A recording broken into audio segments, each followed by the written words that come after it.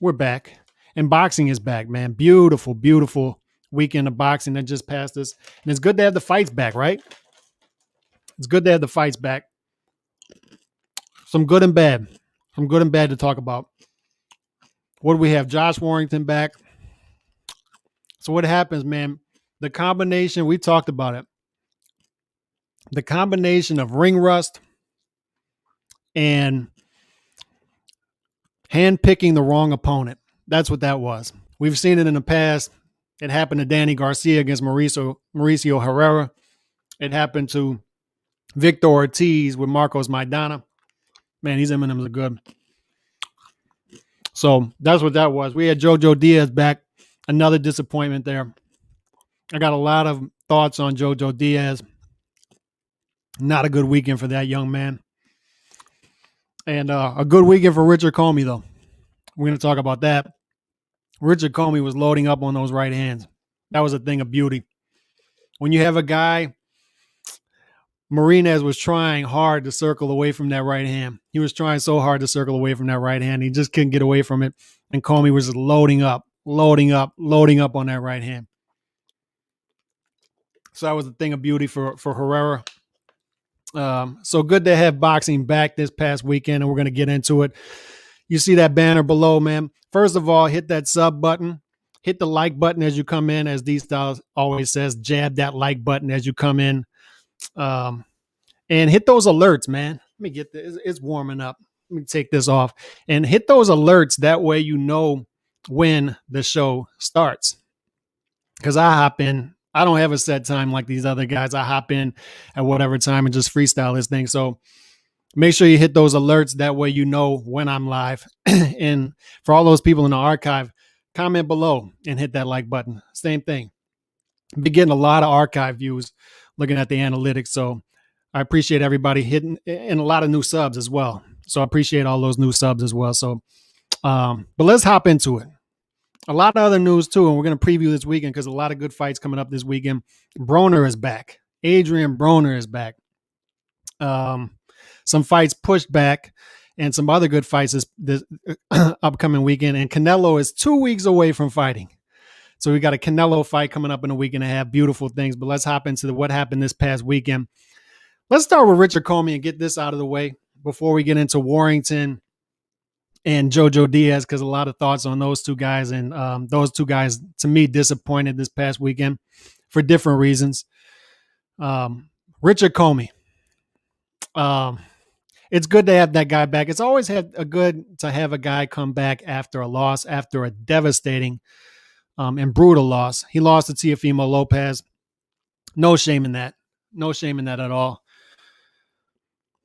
But the thing with Teofimo Lopez, like I said, when you go in there with Teofimo Lopez and you lose the fight, there's no shame in that. It's about how you bounce back from it. And Richard Comey, the reason I was watching this fight with interest is it's good to have this 135 division, man. This lightweight division is just loaded with guys.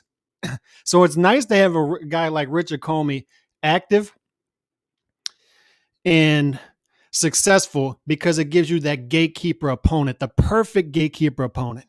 He's not a guy well past his prime. He's not a guy with no power. Richard Comey is a guy with power, a dominant right hand, and he's in the prime of his career. So it gives you another guy at 135 for these young lions to come up and say, okay, in order for me to get to those top fights, shout out to Lance Meyer, shout out to King Dale Clark. What's up to y'all? Y'all hit me up in the comment section, man. Let's get this thing popping. But it gives us an in-prime fighter with power in that division. Another guy that these young lions can add to their resume in order to pad their resume and say, okay, I have a name on my resume. And now I have something to go off of to show that it's not just potential. It's just not a potential ceiling that people are looking at. When you talk about fighters like Devin Haney, Garcia, we're going off of potential with those guys, right? Until they get big names on their resume, we're going off of potential. So for a guy like Richard Comey to be active and successful in this division, it gives us another guy to look for to say, all right, I want to see this guy against Richard Comey to see how he can do against an active and in his prime fighter who has some power and who has a pulse in the division that could actually beat those guys if those guys have an off night or if they're not as good as we expected. Thought on Saunders Canelo? Will Saunders pull out? If not, chances. I'll get to that in a minute. And we'll have a lot of chances to talk about Canelo in the next week and a half because, like I said, Canelo fight weekend is next weekend. No matter the opponent, you got to get excited and up for a Canelo fight. So good for that. But as far as Richard Comey goes, man, good performance. You saw that Jackson Marinez was trying hard. He was trying so hard to circle away from that power hand. Circle away. And he's a guy with a pulse. Not a great fighter, Marinez, but a guy who, if Comey was destroyed by Teofimo Lopez and his soul was snatched and he just was never going to come back, a guy who could possibly beat a Richard Comey. And it didn't happen. And that just shows you that Comey was ready. He was ready to come back. He's ready to get his name back out there. Still a guy you can put on the fringe of the top 100, top 10 in the 135-pound division. So it's good to have Comey there. And he just kept loading up on that right hand as Marinez was trying to circle away from that right hand. And if you have nothing, it's one thing to circle away from it, but if you have nothing to combat the right hand with, if you're not trying to counter it with anything that could steer Comey away from you, he's just going to keep loading up on it. And that's what he did. And the punch that did it was that beautiful right hand, straight right hand, as Marinez was going straight back. And you don't go straight back against a power puncher. And Comey showed you why, because he laid him out, and that was it. And Comey put his name back in. And that's what you want. That's what you want to do if you're Comey. He took full advantage of, all right, I'm the main event now. Since the main event was scrapped, I'm the main event. I'm gonna put my stamp on this. I'm gonna come out, have a beautiful knockout, and then get on the microphone after and say, "Hey, I'm back at 135. Whoever wants it, come on, bring it on." And Comey is a guy you got to look at now at 135, and he's a guy that these young lions should be looking towards if you want to get your career going and get those big fights. He is the perfect gatekeeper opponent. If you want to be a top 5 135 pounder, you get Comey to fight you. You get him on his resume. You get a W on your resume against Comey, and that gets people talking. It shows that you have a chin. You can stand up to that right hand and beat decent opposition in his prime. And that's what Comey gives us. Beautiful fight for Comey. That's what a professional looks like. You bounce back from a tough loss. You have ring rust because you've been off for a year and a half. Everybody was off in 2020. And you bounce back. You look good. You look fresh. No excuses. You make weight. We'll get to that in a minute with Jojo Diaz, unfortunately. That's what a professional does. You bounce back from a tough loss. You look exciting, entertaining, and you win. That's what Comey did. He put his name back in the sweepstakes at 135, and 135 is just such a deep division. Beautiful division. So I look forward to who's going to be getting in there with Comey probably this summer. Guy's probably going to be back this summer. So good for Comey. Let's get into Jojo Diaz. I just talked about Richard Comey and what a professional looks like. Jojo Diaz is an extremely talented fighter. Despite the fact that he doesn't have much power, his KO percentage is like 50%. But extremely talented fighter. A guy who should be making noise in the boxing world. Arguably the best 130-pound fighter in the world. He's just south of an exciting division. He's just north of Shakur Stevenson at 126. So the guy has options if he can look good, if he can look entertaining, if he can look marketable, if he can stay out of his own way. The guy has a ton of options. All you have to do, man, is be professional and win. This was set up for Jojo Diaz to look good. You defend your title. You're in there with a tough guy. I mean, I'm not going to knock him. Rakhimov is a decent fighter, man. Southpaw. But Jojo Diaz has been in there with Southpaws. His only loss is to a Southpaw, but he's been in there with multiple other Southpaws. I believe like his past 2 or 3 opponents were Southpaws. So Diaz should have won this fight. But let's back up. It's fight week. Everybody knows you need to make weight. Everybody knows what weight you need to be on track. So Jojo Diaz misses weight. He doesn't miss weight by 0.2 pounds, 0.4 pounds. The dude misses weight by like 3 pounds. And then he blames that they don't have a sauna. It's like, dude, get in a tracksuit. I mean, we all have tracksuits. Turn the heater on. Sweat it out. But obviously, you were not on weight. And if this was a one-time thing, but Diaz has had issues outside of the ring before this to where you wonder, will he ever realize that potential in that talent? Will the ceiling ever be realized with this guy? Because he has a high ceiling. This is a guy who should be marketable. This is a guy who should have a built-in fan base. This is a guy with boxing ability. Although he doesn't have much power, he still has enough power to keep his opponents honest. He can be an entertaining fighter. He does throw punches when he gets in the ring. I mean, he's not dull, but he can't get out of his own way. It's like, dude, make weight. You don't lose your belt. It's one of the cardinal sins. You don't lose your belt on the scale. So he can't fight for his belt. He gives it up on the scale. Only Rakhimov can win the title. So it's like, okay, you missed weight by 3 pounds. So you have a built-in advantage against your opponent. He drained himself to make 130. You didn't have to drain yourself. They didn't make you lose that last 2 or 3 pounds. You just missed it. You gave up your belt. There is no second chance. There was no chance for him to go to the sauna. We're in a COVID world now. So they just say, look, pay the penalty, lose your belt, and fight at 133. He makes the same day weight, so good for him on that. But he had a built-in advantage going into this fight. He didn't have to lose those other pounds. He had a 3-pound weight advantage, natural, and he didn't have to sweat off that weight. So he comes into the fight, and it's a decent fight. Jojo Diaz versus Rakhimov was a decent fight. Both southpaws. There was give and take. The issue that I had with it is it was a decent fight. It wasn't a great fight. It wasn't even a really good fight in that there was ebb and flow, but neither guy stepped in the 5th gear and took the fight from the other guy.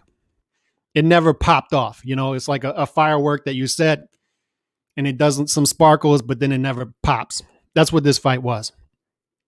And unfortunately, man, Diaz just didn't take this fight, and there were opportunities for him in this fight to just take it. And he never looked like he put it in 5th gear. Never looked super talented in this fight. And he's a good fighter, man, a really good fighter. His only loss to Gary Russell Jr., beat Tevin Farmer. This guy has so much more potential than what he showed this weekend. That's the disappointment with me.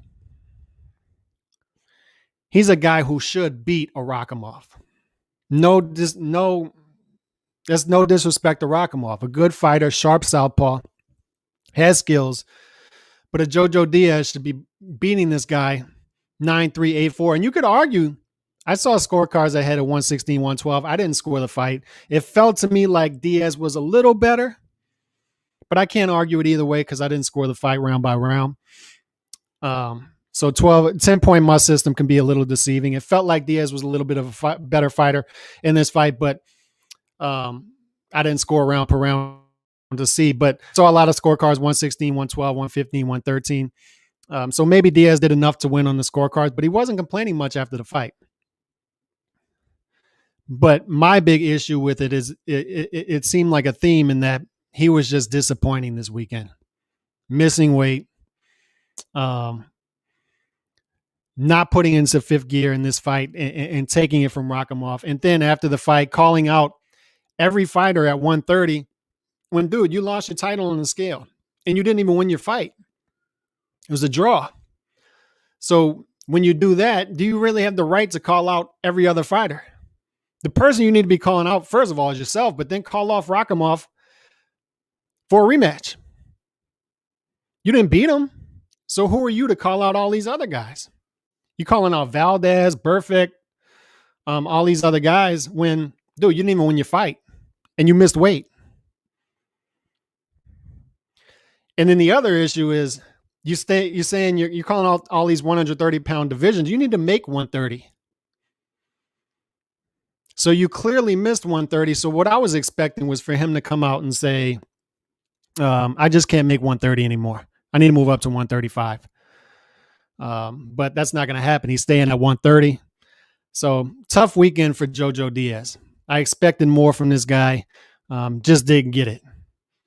Speaking with disappointments, Josh Warrington was upset by Mauricio Lara for the IBF belt. Warrington, another guy, disappointed. And that's the tough thing with coming off of a long layoff. It's been, almost a year and a half since Warrington fought. Ring rust. You're not fighting in front of fans. So it's tailor-made for you to come out flat. And that's what happened with Warrington. He just came out flat. And not only that, these tune-up fights, man, these stay busy fights can be deceptive. If you handpick the wrong guy, which, look, no ands, ifs, or buts about it, they handpicked Mauricio Lara. But they handpicked the wrong guy. They handpicked a guy who, you don't handpick people like this. It's like a Marcos Maidana with Victor Ortiz. You don't handpick a guy who can punch, who has nothing to lose, and who has a chin. And Lara has all three of those things. Lara came out, and you saw it right away, man. Warrington came at him. Warrington expected to stop this fight within 6 rounds. He was a 12-1 favorite. 12-1 favorite, which means you had to bet $1,200 to win 100 on Warrington because he was such a heavy favorite. And that's why I didn't even talk about this fight. I didn't even do like a get ready video for this fight because I expected this fight to be something that, I just saw some highlights and Warrington won. And I'd watch the fight a little bit later. No, Warrington was upset and he was beat up in this fight. This is one of those types of fights that could take your soul. Lara just snatched this dude's soul. Warrington came out. He looked like he wanted to stop the fight early. Warrington doesn't have much punching power, but he can overwhelm you with activity. And he's a sharp puncher.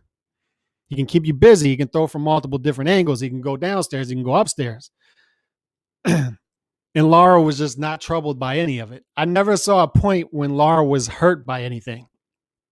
So second, third round, I'm watching this. I'm like, man, it's a tough fight for Warrington here.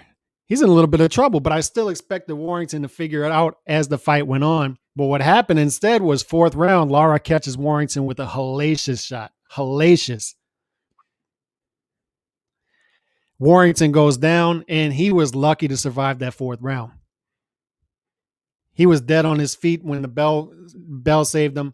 But he gets through 5, 6, 7, 8, although he's hurt a couple times in those rounds. He's still hurting Lara. Lara's eye was swelling shut a little bit. So although Lara was unbothered by these shots and walking through them, he was still slowing him down a little bit. Still landing some shots, still scoring some points. 9th round, he gets caught with another hellacious shot, and that was it. That was it. I believe he went down one time in the 9th and then knocked out in the second knockdown. And was he knocked out? I mean, he was out of it. And this is why boxing's a tough sport, man. You're a 12-1 favorite, but like I said, you pick the wrong guy to come back against, and you're not ready, and you're flat. Lights out. Amir Khan versus Prescott's another one. Nobody expected Prescott to do what he did to Khan, but Khan didn't come ready, and Prescott exposed Khan's chin. Warrington was exposed in this fight. Or was he? Did he just have an off night? That's the question we have to ask ourselves, and Warrington's going to answer that throughout time. But if you're Warrington's handlers, you get him back. You get him back in the summer. You get him back in the fall. You get him back against an easier touch, a guy who doesn't have much punching power, and get his legs back. Because you got to get Warrington. Because this is a guy who was undefeated. He was a pro for like 12 years. He's been a pro like 12 years, undefeated. And he was a guy that people were starting to mention against what would he do against a Shakur Stevenson? You know, a guy who was putting together a nice ring of wins. Has a nice fan base. Should have went to Lara's body. Boxing Dialogue said, yeah, I agree. He should have went to Lara's body more. Lara was not affected by those headshots. Like I said, man, you picked a guy to come back against who has a great chin, can punch, and had nothing to lose. And when you're facing a guy with a great chin, go to the body. And he didn't slow him down to the body. And Lara just kept loading up. And that fight started to heat up big time in rounds 5 through 8 because you started to see Warrington get his legs back. He's throwing big shots. And that's another thing that was troubling with Warrington is you could tell he had just never been in that situation before, right? Yeah. Warrington cherry picking going wrong. That's exactly what that was. Should have went to Lara's body more. Yeah, I mean, when you pick, it's like keeping the real goes wrong, cherry picking going wrong. When you pick the wrong guy, man, and that's the trio of things you do not pick. You don't pick that deadly trio. Great chin, power puncher, nothing to lose. It's like the Marcos Maidana. You don't pick it. And he picked it, and Lara gave him hell for it. And after a year and a half layoff, he came out flat. Did he come out flat, or is he just not who we expected that he was? I tend to think he came out flat against a dangerous opponent. And I think you try to go for you get a lighter touch in the summer and then try to go back after Lara and defend that loss later in the year. I think that's what you got to do coming forward.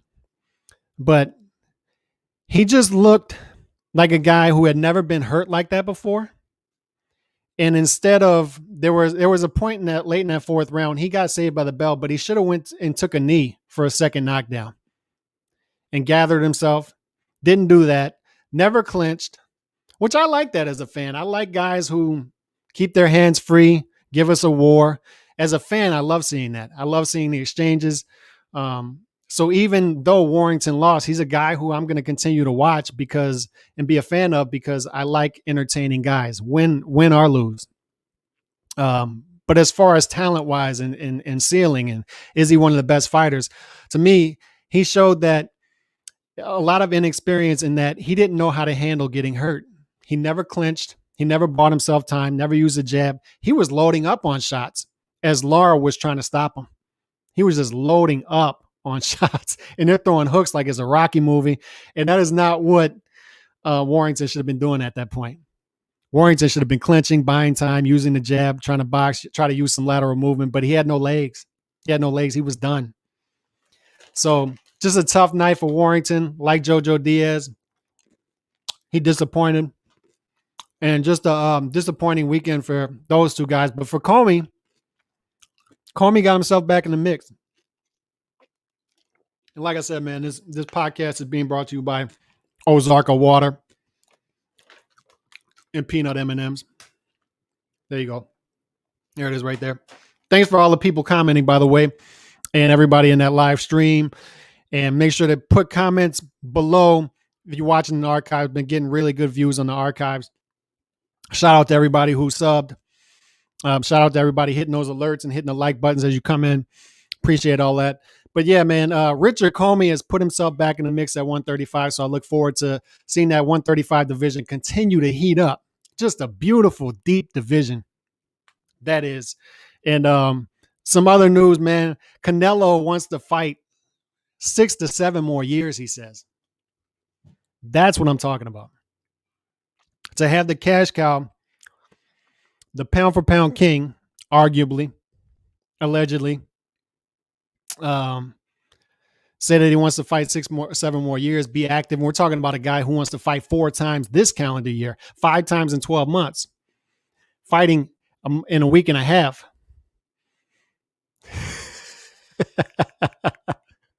That's right. That's right. You never cherry pick a Mexican. Don't cherry pick a Mexican. If you do, man, let it be a 15 or 16-year-old. Because we know the Mexican fighters, they don't go amateur. They just turn pro right away. So if you're going to do it, man, get these guys early. Like Margarito, he had several losses early in his career because he turned pro so early. So if you're going to get one of those guys, get them early. Don't get one of those guys in the prime of their career because their records can be deceiving, right? They could have 7 or 8 losses and just be incredible fighters. And not only Mexicans. I mean, you look at a guy like Carlos Baldomir. That guy had like 10 losses, but was dangerous. Super dangerous. Records can be deceiving, man. Glenn Johnson had multiple losses. Not a guy you wanted to fight. What's the guy's name? I forget his name, man. But this guy had like 30 losses. Not a guy you wanted to fight. Mayweather fought him. Several guys fought. Arturo Gatti fought him. Not a guy you wanted to fight. Had like 20, 30 losses. Chop Corley, another guy. Multiple losses. Not a guy you want to fight. Not a guy you want to cherry pick. And Mauricio Lara was one of those guys. Not a guy you want to fight. And they picked the wrong guy. But Canelo, yeah, man. A week and a half. We'll be having, throughout the next week and a half, we'll be having a lot of thoughts on Canelo. A lot of thoughts. Because he's great for boxing. And then another breaking news.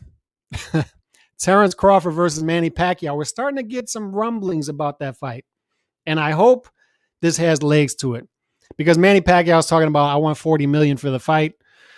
I don't know what the economics of this fight are. I don't know the politics or any of that. So if there is $40 million for Manny Pacquiao to make, good for him. I hope it happens because I want Terence Crawford to get his big fight. I want Terence Crawford to finally get his big fight, whether it's against Manny Pacquiao. It doesn't look like it's going to be Errol Spence Jr. He said, Terence Crawford saying, I'm not even talking about Errol Spence Jr. anymore. It's clear it's not going to happen. It's clear he doesn't want the fight. So if it's not going to be Errol Spence Jr., why not the next top welterweight, Manny Pacquiao? I'm hearing that Sean Porter is in the mix for Manny Pacquiao as well. I mean, for Terence Crawford as well. So I would go for either one of those fights for Terence Crawford. Either one. But obviously the big one is Terence Crawford versus Manny Pacquiao. If Crawford versus Spence isn't going to happen, sign me up for Crawford versus Pacquiao. Sign me up. Where do I sign up for that? And they're saying for it, in order for it to happen, money-wise, it would have to happen overseas in Macau or something like that, Abu Dhabi, wherever. I don't have to be there. Just as long as it's on my TV and it involves Terence Crawford versus Manny Pacquiao, I'm there. I just want Terence Crawford, man. He is, for a lot of these casuals, a lot of casuals just haven't seen this guy fight. And that's amazing to me because he's arguably the best pound for pound fighter in the world. But in order for that to match, for the eye test to match the resume, we have to start getting those guys on that resume. And that's not Crawford's fault. In this case, it's not Crawford's fault. A lot of guys you can say, he just doesn't have the resume yet, and that's his fault. But Crawford, it's not the case. It's not the case. I think Pacquiao fights Mikey next. I hope not. And we talked about that last week. I tend to agree with you. I think it could be one of the Garcias because Pacquiao's been off for a year and a half. So does he hop right back in with a big fight? Just came off the Keith Thurman win. So does he hop right back in against the Terence Crawford? But then you look at it as saying, if he's going to fight a Crawford, fight him now. You're already 42 years old. So the longer you wait, the older you get, the more miles you get on the odometer. So I'm hoping it's Crawford, but I tend to agree with you. It might be one of the Garcias. They might not be able to match up the money. I hope they are. I hope they are able to do it. Maybe Orlando Salido at 13-1. Yeah, another one. Orlando Salido has a win against Lomachenko. 13 losses. A guy you did not want to fight. And I'm sure, that's right, beat Lomachenko. I'm sure there were guys who picked a fight with Orlando Salido, and once they got in the ring with him, they were like, I made a mistake here. Right away, I made a mistake here. Because a guy who the resume, the amount of losses didn't match up what type of fighter that was. And that's the guys I respect. The guys who aren't worried about protecting the O.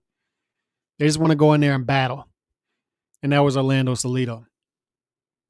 Glenn Johnson, another one. The road warrior. Went on the road, fought whoever, had 10, 11 losses, something like that, and still battled. A guy who nobody, at a certain point, nobody wanted to fight. Carlos Baldomir, 10 losses. Watch him fight Vernon Forrest. I mean, that guy was taking hellacious punches, and Canelo ended him, but that was well into Baldomir's prime. So, to wrap this thing up, man, it was a good boxing weekend. Had some surprises. Wish Jojo Diaz would have brought it, but he didn't. Missed weight, was unprofessional. Disappointing for a guy who is arguably the best fighter at 130. Didn't take that fight off the table, and he had chances to. He had chances to take that fight from Rakhimov and didn't take that fight off the table, man. Didn't put it in fifth gear, and that's disappointing because he had a built-in advantage with the weight. Didn't have to lose those last 3 pounds. Josh Warrington upset. Picked the wrong guy. And let me get to this comment. We'll get to this comment in a minute. And good for Richard Comey. A good guy in boxing, a guy with power, a guy who people will want to watch fight. So good for Richard Comey coming back. Adds more intrigue to 135 and gives us another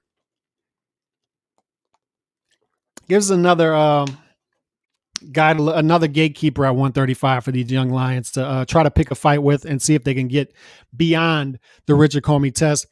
Thoughts on Brian Castano? I didn't see Brian Castano fight, but how do you think a fight with Jermell goes for undisputed? I didn't watch the Castano fight, so I can't comment on that. But I love anything with undisputed, and I will be watching the Castano fight now. I'll comment on that tomorrow on the Calcast 7, but anything with undisputed this year, because I said it in the article I wrote 2 weeks ago, this should be the year of the unification, 2021. And the reason I brought out that article is because I started hearing rumblings about Ryan Garcia versus Manny Pacquiao. And it's like, come on, man, we just had 2020 off. Enough with the cuteness.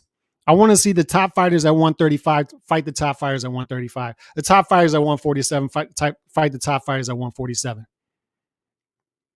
Right? Let's keep these guys in the division. There is a blueprint here, and we all hate the belts. I am the belts gone wild guy. I always rant and rave about the sanctioning bodies. However, there is a blueprint that you can use. I have my frustrations even with the top 4 sanctioning bodies because they have too many belts within these divisions. So the WBA might have 3 welterweight champs.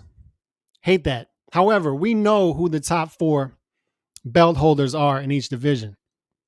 So if you have a fight like this, Castano versus Charlo, they own all the top meaningful belts at 154.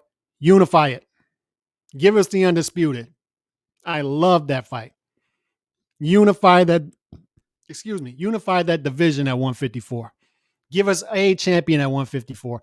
I want to see a champion in every division this year. Wishful thinking, I know. But we have a champion, in my opinion, at 135. And that's Teofimo Lopez.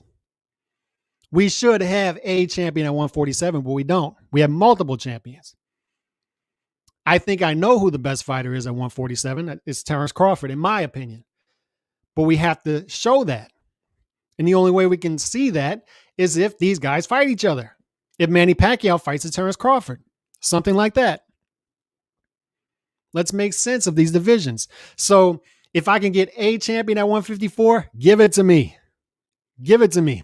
If I can get a champion at 168, give it to me. And that's why I have a man crush on Canelo right now. 5 times in 12 months he wants to fight, and he's calling out all the top champions at 168 and putting them on notice and saying, I'm not sitting back and waiting for you. Because what should happen is Canelo is the cash cow, the pound-for-pound champion, has belts at 168. So these other guys should be fighting like hell to get a shot at him. Instead, it's the other way around. Canelo's the active one. Canelo looks like the hungry one. Canelo's the guy saying, I'm going to fight this guy from a mandatory. Then I'm coming for this champion in May. Then I'm coming for the other champion in September. Then I'm coming for another champion in December. That's what Canelo's doing. Right? That's what we should be doing.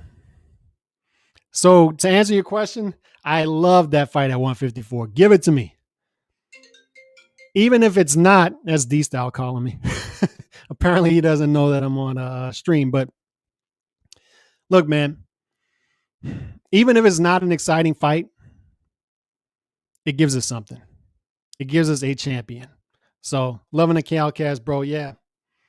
Good to be back, man. Good to be back. And I'll be on with Hispanics Causing Panic in about 30 minutes. So y'all check that out on D-Style's channel. On that note, man, got to get out of here and do some things before I'm on that podcast. Thank y'all for tuning in, man. Hit that sub button, hit the like button, hit those alerts. I'm out. God bless.